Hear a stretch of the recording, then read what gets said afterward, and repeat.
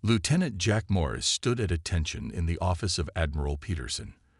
The large window behind the Admiral's desk showed the Naval Air Station where fighter jets took off and landed. Jack tried not to fidget as the Admiral read through his file.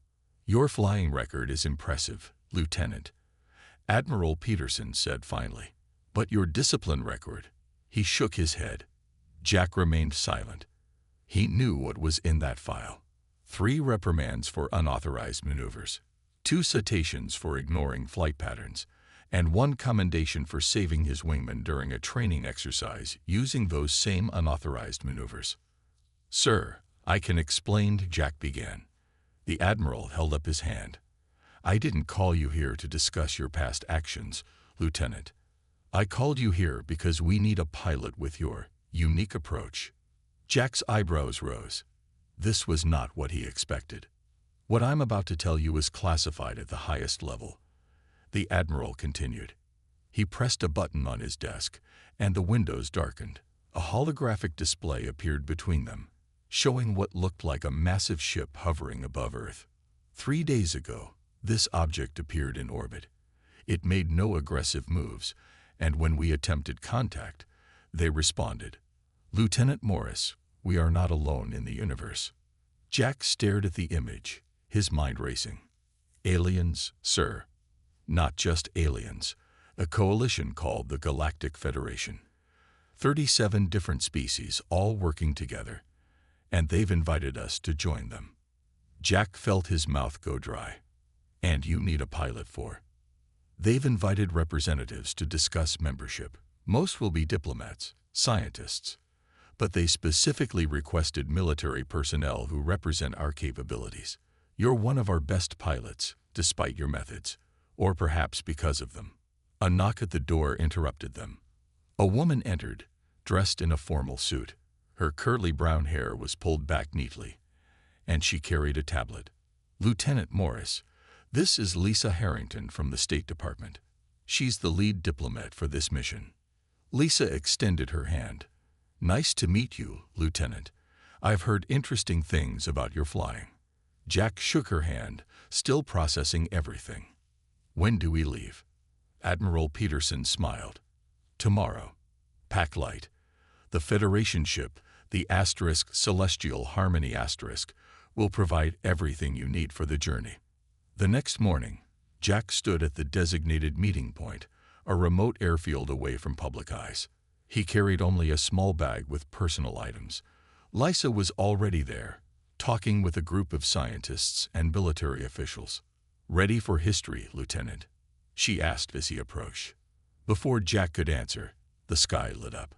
A beam of light touched down nearby, and a section of air seemed to shimmer and fold. Where there had been nothing, now stood a sleek craft unlike anything Jack had ever seen. It had no visible engines or wings, just smooth curves that seemed to flow into one another. A door appeared in its side, and out stepped a being that made Jack's breath catch. It stood nearly 7 feet tall, with blue-tinted skin that shimmered in the sunlight. 4 arms extended from its torso, and its large eyes blinked sideways. "Welcome, representatives of Earth," the alien said in perfect English. "I am Captain Nix Toll of the Celestial Harmony *. We are honored to transport you to Federation space." Jack watched as Lisa stepped forward confidently and performed a greeting they must have practiced. He followed, trying to appear calm and professional despite the fact that his heart was racing. As they boarded the alien vessel, Jack noticed familiar and unfamiliar technology mixed together. The ship was both strange and somehow intuitive. "Your quarters have been prepared according to human biological needs," Captain Nix Toll explained as they walked deeper into the ship. "The journey to Nexus Station will take approximately 5 Earth days." Jack looked back through a viewport as the ship lifted off. Earth grew smaller below them, a blue marble against the blackness of space. In that moment, he realized everything had changed. Humanity was about to step onto a much larger stage, and somehow he was going to be part of it. The Celestial Harmony * accelerated, and Earth disappeared from view as they headed toward the stars. The 5 days aboard the Celestial Harmony passed quickly. Jack spent most of his time studying the information packets about the Federation and staring out the viewports at the stars streaking by. Lisa attended briefings with Captain Nick Stoll about Federation protocols.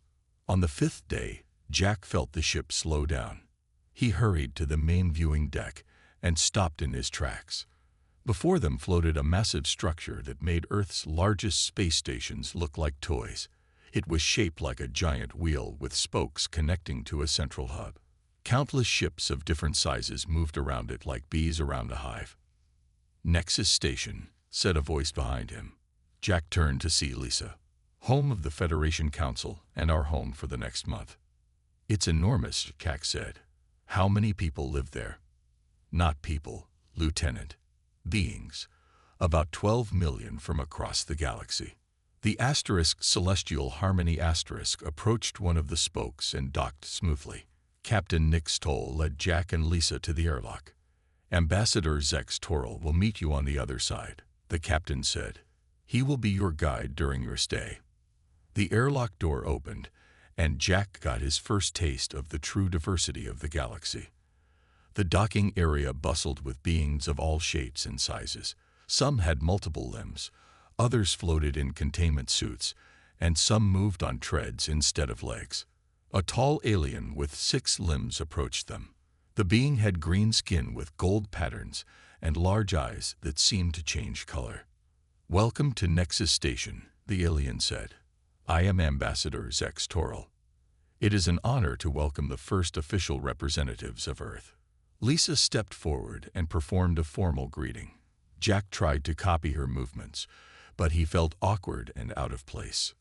"We have arranged quarters for you in the diplomatic sector," Zex Toril said.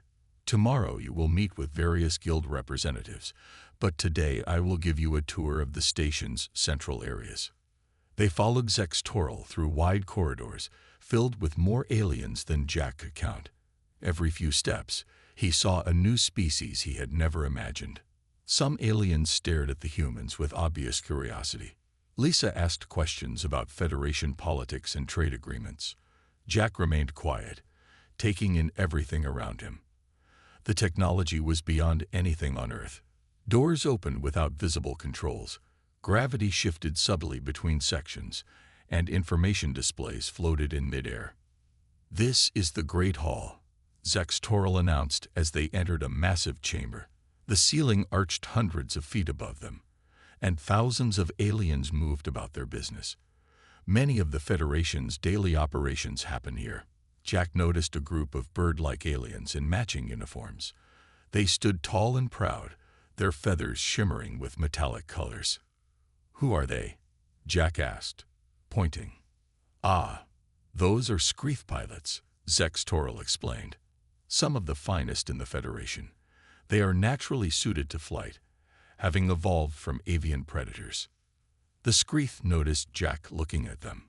One of them said something to the others, and they laughed. "What did they say?" Jack asked. Zex Toril hesitated. They were merely commenting on how primitive human flight capabilities must be, given your evolution as ground-dwelling mammals. Jack felt his face grow hot. Lisa shot him a warning look that clearly said, "Don't make a scene." As they continued their tour, Jack spotted a large facility with the Federation symbol and what looked like ship controls visible through the windows. "What's that building?" he asked. "That is the Flight Academy," Zex Toril said, "where Federation pilots train. It houses our most advanced flight simulators and training facilities." Jack stared at the academy with growing interest. "Do all Federation pilots train there?" "Yes. It is considered the highest honor for a species to have their pilots accepted at the academy. The Screeth have held the top positions for the last 80 cycles." Jack looked back at the bird-like aliens who had mocked humans. He turned to Zex Toril. "Is there any chance I could see inside the academy during our stay?" The ambassador seemed surprised. "I suppose it could be arranged, though it is not on your official itinerary." "I'd like that," Jack said, still watching the Screeth pilots. I'd like that very much. 3 days into their stay on Nexus Station, Jack was bored. Lisa attended important meetings with Federation officials while he sat through tedious briefings about military protocols. The Federation seemed more interested in Lisa's diplomatic skills than in his piloting abilities. On the 4th day, Ambassador Zex Toril approached Jack after a particularly dull meeting about defensive treaties. "Lieutenant Morris, I recall your interest in the Flight Academy. I have arranged a tour for you this afternoon, if you wish." Jack's mood immediately brightened. "Absolutely. Thank you, Ambassador." 2 hours later, Jack followed Zex Toril into the Flight Academy. The main hall was filled with simulator pods and training stations. Pilots of various species practiced on equipment Jack could barely understand. "This is most impressive," Zex Toril said. "Only 1 in 1,000 Federation citizens qualifies to train here."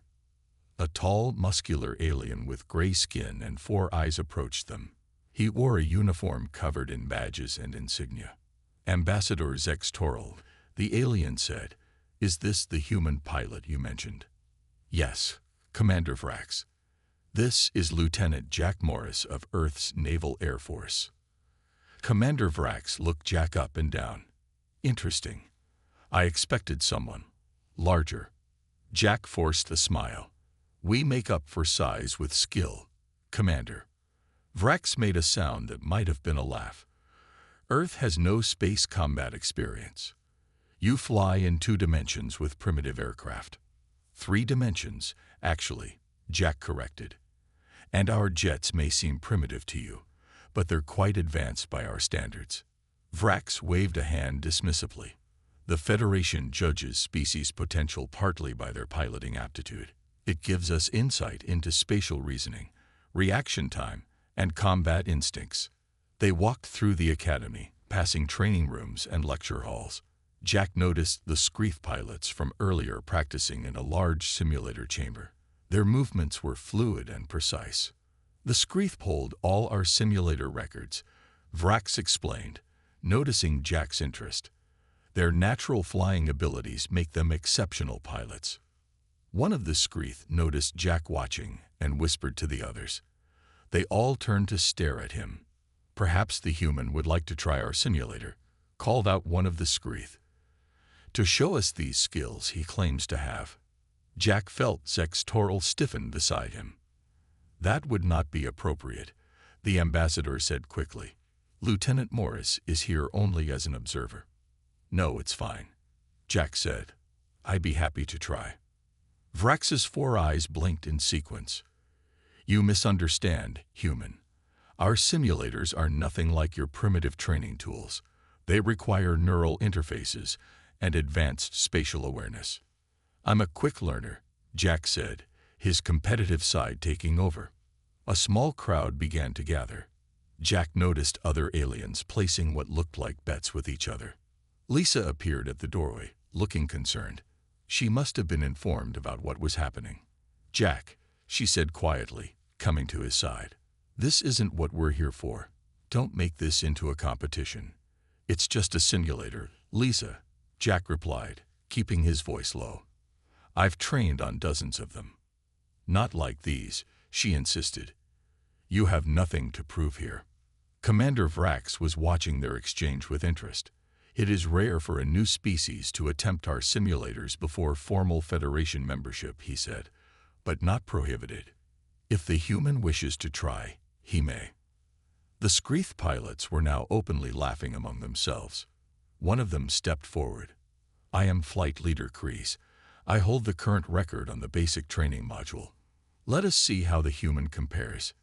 Jack knew he should listen to Lisa, but the dismissive attitude of the Federation pilots pushed all the right buttons. His pride wouldn't let him back down now. "I accept the challenge," Jack said firmly. Zex Toril sighed. "Very well. Commander Vrax, please prepare a basic-level simulation for Lieutenant Morris, something appropriate for a first attempt." Vrax nodded. "Of course. The most elementary program we have. The one we use for children." Jack clenched his jaw, but said nothing. He would let his flying do the talking. Jack was led to a simulator pod in the center of the training floor. Unlike the bulky flight simulators he was used to on Earth, this one was a sleek egg-shaped chamber with a single padded seat inside. The interior walls were smooth and featureless. "This is a neural interface simulator," Commander Vrax explained. "It will read your thoughts and translate them into flight controls." "Do I need any special equipment?" Jack asked, looking for a helmet or controls. "Just sit inside and close your eyes," Vrax said. "The simulator will do the rest." Jack glanced at Lisa, who stood nearby with a worried expression. The crowd of alien pilots had grown larger, many of them watching with obvious amusement. Jack noticed several more placing bets with each other. "What's the objective of this simulation?" Jack asked. "The basic training module tests simple navigation and obstacle avoidance," Vrax said. "You will pilot a standard Federation scout ship through a series of rings within a planetary atmosphere. The program adjusts to your skill level." Jack nodded and climbed into the pod. The seat was comfortable, but designed for a body shape different from his own. He settled in as best he could and closed his eyes. For a moment, nothing happened. Then a wave of sensation washed over him. Jack felt as if he was falling. Then suddenly he was somewhere else. He opened his eyes to find himself sitting in the cockpit of an alien ship. The view through the forward window showed clouds and blue sky. The controls were unlike anything he had ever seen. Instead of a stick and throttle, there were glowing panels that seemed to respond to his thoughts. As he focused on them, information flowed into his mind. "Simulation beginning in 3, 2, 1, a computerized voice announced. The ship began to move forward. Jack tried to adjust the controls, but the ship lurched wildly. He could hear laughter from outside the simulation. "Focus your thoughts," came Vrax's voice. "Don't try to use your hands. Think about what you want the ship to do." Jack took a deep breath and tried again. He imagined the ship flying smoothly forward. This time, the response was better. The ship stabilized and began to accelerate. Ahead, a large glowing ring appeared in the sky. Jack directed the ship toward it. As he passed through, another ring appeared farther away. He quickly understood the pattern and began to anticipate where the next rings would appear. At first, the course was simple. The rings were spaced far apart and positioned in an easy flight path. But as Jack completed each section, the difficulty increased. The rings began to appear closer together and in more challenging positions. Jack's mind raced as he adapted to the control system. It was strange but also intuitive in a way he hadn't expected. Rather than fighting the unfamiliar layout, he let his instincts take over. Years of flight training kicked in, and he began to predict the flight patterns. Outside the simulator, the crowd watched in growing surprise as Jack's ship moved through the course with increasing confidence. The expected crashes and failures didn't happen. Instead, the human pilot smoothly navigated each new challenge. "He's completed the first level," one of the technicians announced. "Moving to level 2. The Screeth pilots exchanged glances. Flight leader Kreese stepped closer to the monitor. "No new species completes level 1 on their first try," he said. "How is this possible?" Commander Vrax watched the readouts with narrowed eyes. "Interesting. His neural patterns are different from what we typically see. He's not processing the spatial data the way most pilots do." Inside the simulation, Jack was now flying through a mountain range. The rings appeared between narrow gaps in the rocks, requiring precise control and timing. Jack felt fully immersed in the experience, forgetting about the watching crowd. "Level 2 complete," the computer announced. "Level 3 initiating." Lisa looked at Ambassador Zex Toril in surprise. "Is that good?" The ambassador's color patterns shifted in what might have been astonishment. Most new pilots require several attempts to complete level 1. No one has ever reached level 3 on their first session. The betting among the watching aliens had stopped. Now, they were all simply staring at the monitors in silence. Jack completed level 3 with ease.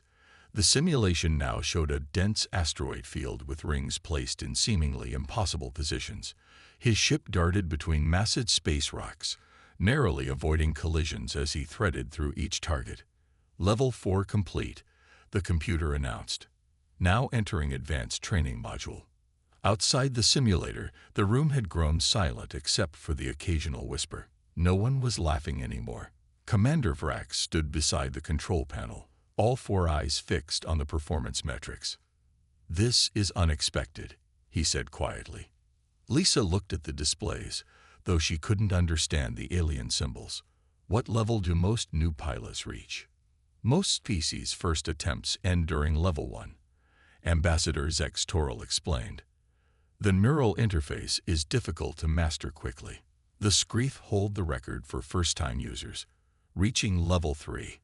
Flight leader Kreese pushed forward. There must be a malfunction. The simulation must be set at too low a difficulty. The settings are standard, Vrax replied. The human is simply adapting quickly. Inside the simulation, Jack felt completely in his element. The neural interface now seemed natural, allowing him to control the ship with just his thoughts. Each movement was precise and fluid. The basic navigation exercise was challenging, but not difficult for someone with his flight experience. As level 5 ended, Jack expected the next level to begin. Instead, the simulation paused. Basic training module complete, the computer announced. Session ended. Jack opened his eyes, briefly disoriented as he returned to reality. The pod opened, and he stepped out to find a crowd of aliens staring at him. Some looked impressed, others suspicious. "Well done, Lieutenant," Commander Vrax said stiffly. "You have completed the basic training module." "That's it?" Jack asked. It was just getting interesting. Lisa gave him a warning look, but he ignored it. "What about the advanced modules?" Jack asked. "Don't you have combat simulations?" The crowd murmured. Vrax's skin tone darkened slightly. "The combat simulators are for qualified Federation pilots only," he said. "You've done well for a first attempt, but combat simulations require extensive training." Jack spotted a row of larger pods across the room. "Are those the combat simulators?" "Lieutenant Morris," Ambassador Zex Toral interrupted, "you have made an impressive showing. Perhaps we should leave it at that for today." Flight leader Kreese stepped forward. "The human got lucky with a simple navigation exercise. Combat is different. It requires strategy, not just reflexes." Jack felt his competitive spirit rising again. On Earth, combat pilots train in simulator pods not that different from these. "I'd like to try." "Absolutely not," Vrax said firmly. "The neural load would be too intense for someone without proper training. There could be mental side effects." Lisa grabbed Jack's arm and pulled him aside. "What are you doing?" she whispered. "You've already made your point. Don't push this." "Lisa, did you see their faces?" Jack whispered back. "They expected me to fail completely. This is our chance to show them humans aren't just some primitive species they can dismiss. This isn't about your ego, Jack. It's about diplomacy." Jack looked back at the crowd of aliens. Most were still watching him with a mixture of curiosity and disbelief. He made a quick decision. Before anyone could stop him, Jack darted across the room to the combat simulator pods. He jumped into the nearest one and placed his hand on what looked like an activation panel. The pod immediately began to close. "Stop him," Vrax shouted. Two security officers moved forward, but they were too late. The pod sealed shut with Jack inside. "What is he doing?" Zex Toral asked in alarm. "He's initiated the advanced combat simulation," Vrax said, rushing to the control panel. "It's designed for experienced pilots who have completed at least 20 basic sessions." "Can you shut it down?" Lisa asked, worry clear in her voice. "Not without risking neural feedback," Vrax replied. "Once initiated, the simulation must run its course." On the main screen, the simulator's display activated. Everyone could now see what Jack saw. A battlefield in space, with Federation ships facing an enemy fleet. The simulation was beginning. "This is going to end badly," Flight Leader Kreese said with satisfaction. No one succeeds at combat sims on their first try. Inside the combat simulator, Jack found himself in command of a Federation battleship. The neural interface was more complex than the basic simulator, flooding his mind with tactical data. For a moment, he felt overwhelmed by the information. "Simulation beginning," the computer announced. "Enemy forces approaching. Defend your fleet." Jack focused his thoughts and took control of the ship. On the tactical display, he could see 12 enemy vessels approaching his position. His own fleet consisted of 8 ships, including his command vessel. Outside the simulator, more aliens had gathered to watch. The main display showed Jack's perspective, along with performance metrics that most observers clearly found surprising. "He's holding formation," Commander Vrax noted with reluctance. Most first-timers panic at this point. The simulated battle began. Enemy ships launched the first attack, firing energy weapons that Jack had never seen before. He instinctively moved his ship into an evasive pattern while trying to maintain formation with his fleet. But the standard Federation tactics weren't working well. The enemy ships were faster and more maneuverable than expected. Jack realized he needed to try something different. "What is he doing?" Flight Leader Kreese asked as Jack's ship suddenly broke formation and accelerated directly toward the enemy fleet. On the screen, Jack's ship dove between 2 enemy vessels, causing them to adjust their fire. In the process, they hit each other with friendly fire. Then Jack did something that made the watching aliens gasp. He activated his weapons and fired directly at an asteroid nearby, causing it to explode. The debris cloud concealed his ship from enemy sensors. "That's not in any Federation tactical manual," Vrax said, his 4 eyes widening. Lisa turned to Ambassador Zex Toril. "Is he doing well?" The ambassador's skin patterns shifted rapidly. "He's improvising. Federation pilots follow established combat protocols. What he's doing is completely unorthodox." Inside the simulation, Jack was thinking like a fighter pilot. The neural interface let him control his ship with precision that would be impossible with physical controls. He used this advantage to perform maneuvers that pushed the limits of the ship's capabilities. When his shields were damaged on one side, Jack deliberately rolled his ship to keep the damaged section away from enemy fire. When outnumbered, he used the gravity well of a nearby planet to slingshot his ship at speeds that made several aliens in the room cover their eyes. "The simulation wasn't designed for these tactics," a technician reported. "The computer is having trouble calculating appropriate responses." The crowd grew larger as word spread through the academy. Soon the room was packed with aliens of all species watching the human pilot break every rule in their book.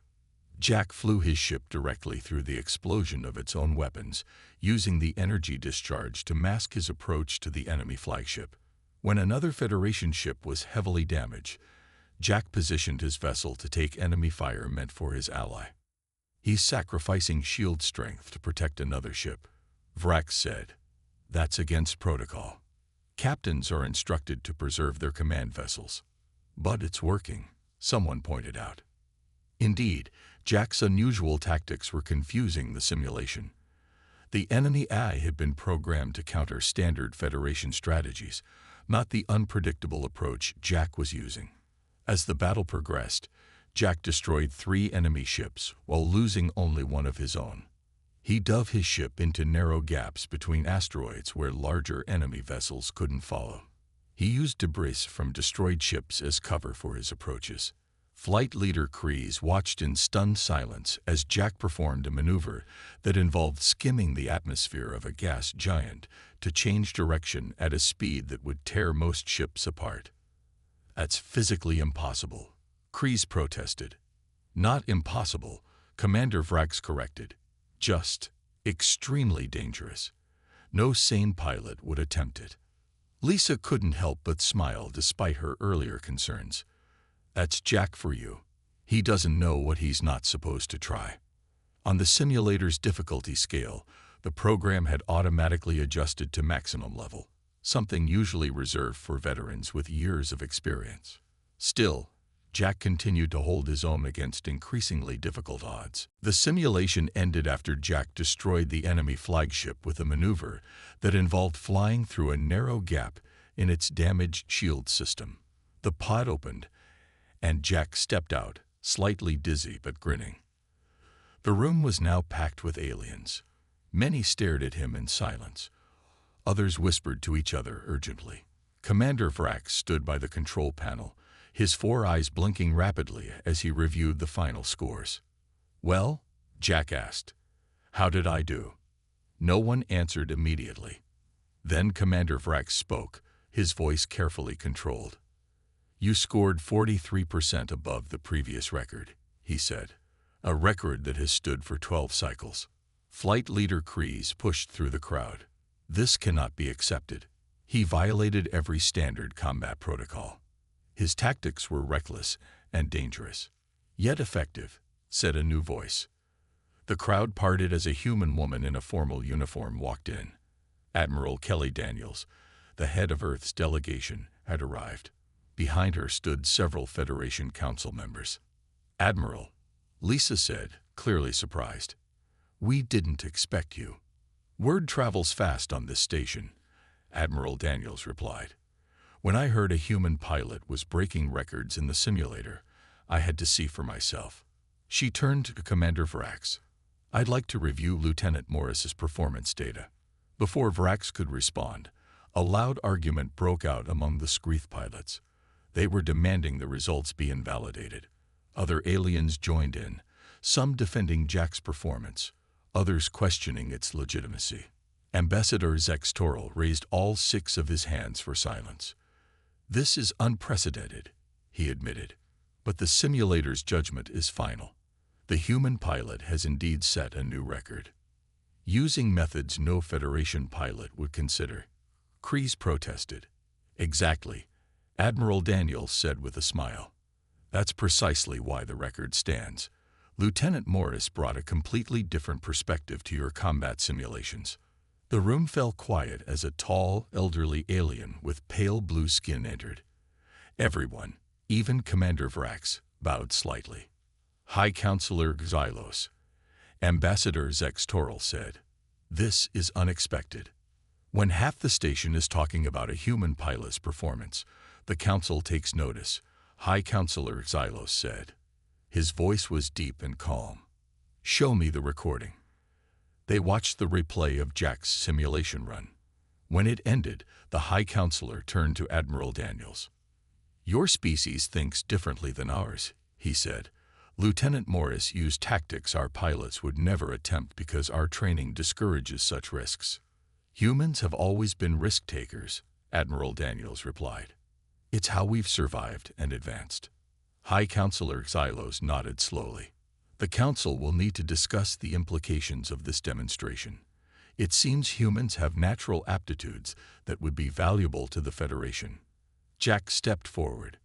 "Does this mean Earth will be accepted into the Federation?" The High Counselor's expression was unreadable. "That decision involves many factors. But your performance today has certainly adjusted our perspective on humanity's potential." Later that evening, Jack, Lisa, and Admiral Daniels met in a private conference room. They were joined by Ambassador Zex Toril and 2 Federation officials. "The Council has reached a preliminary decision," Zex Toril announced. "Earth's application for Federation membership will be expedited based on today's events." "That's great news," Jack said. "There is one condition," Zex Toril continued, "regarding human pilots and our simulation facilities." Admiral Daniels raised an eyebrow. "What condition?" "The Federation has created a new regulation. Any human pilot will be limited to a single session in our simulators." "Why?" Jack asked, confused. High Counselor Xylos, who had just entered the room, answered, "Because, Lieutenant Morris, we believe that with repeated exposure, human pilots could master our systems in ways that might disrupt certain balances within the Federation. Your natural aptitudes are both impressive and concerning." "You're afraid of what we might accomplish," Admiral Daniels said quietly. "Not afraid," the High Counselor corrected. "Cautious. Your species shows remarkable potential, but potential can be developed in many directions. He looked directly at Jack.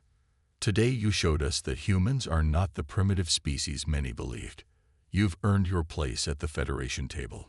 Jack smiled as he realized what had happened. His impulsive decision to challenge the simulator had changed everything. Humans were no longer seen as a primitive species seeking protection, but as equals with unique and valuable capabilities. From that day forward, the Federation only let human pilots try the flight simulator once. Once was all they needed.